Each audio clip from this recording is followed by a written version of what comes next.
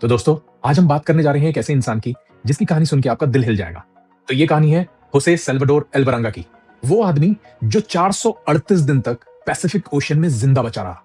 जी, आपने सही सुना, 438 दिन, पूरे 1 साल 2 महीने और 12 दिन। ये बात है नवंबर 2012 की, जब सल्वाडोर अपनी एक छोटी सी नाव में समंदर में निकल पड़े। साथ में उनका एक छोटा हेल्पर इज़ेकिएल। वेदर बिल्कुल परफेक्ट था, बट वो कहते हैं ना, समंदर किसी का दोस्त नहीं होता। कुछ घंटे बाद ही समंदर का तेज तूफान उनकी बोट को हिट करता है। वेव्स इतनी ऊंची थी कि उनकी बोट पूरी उछल गई, जिससे उनके सारे फिश बॉक्सेस, इक्विपमेंट सब पानी में गिर गए। अब सिर्फ बची थी तो एक बोट और 2 आदमी। वो तूफान 5 दिन तक चला। भूख प्यास ने उन दोनों को पूरी तरीके से तोड़ दिया।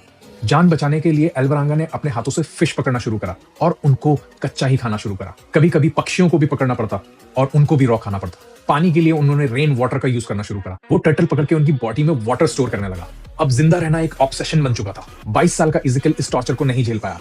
भूख प्यास और डिहाइड्रेशन की वजह से उसकी मौत हो गई। सोचो, बीच समंदर में एक छोटी सी बोट, उसमें पड़ी हुई एक डेड बॉडी, और पूरे समंदर में बिल्कुल अकेले वो सल्वाडोर। अगले कुछ महीनों के लिए सल्वाडोर सिर्फ एक सर्वाइवल मशीन बन के रह गया। कभी वो फिश खाता, कभी वो बर्ड्स खाता, कभी सीवीड्स और कभी जेलीफिशेस, और कभी भूखा ही सोना पड़ता। उसने अपने दिमाग को ब्लैंक रखना सीख लिया। सिर्फ एक चीज दिमाग में सोची कि मैं यहाँ से बच के निकलूंगा।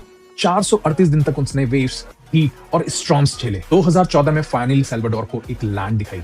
वो ऑलमोस्ट अनकॉन्शियस था, फिर भी उसने लैंड तक पहुंचने के लिए जितनी भी अपनी ताकत थी वो सारी झोंक दी।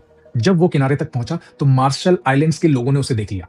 उसके बहुत लंबे लंबे बाल हो चुके थे, बॉडी जल चुकी थी और उसका वेट भी 100 पाउंड लूज हो चुका था। मगर एल्वरांगा ने प्रूफ कर दिया, अगर आप में जीने की चाहत है तो नेचर भी आपको सलाम करती है। समंदर ने उसे तोड़ने की पूरी कोशिश की, पर जो टूट गया उसकी कहानी बनती है, मगर जो बच गया उसकी दास्तान बनती है।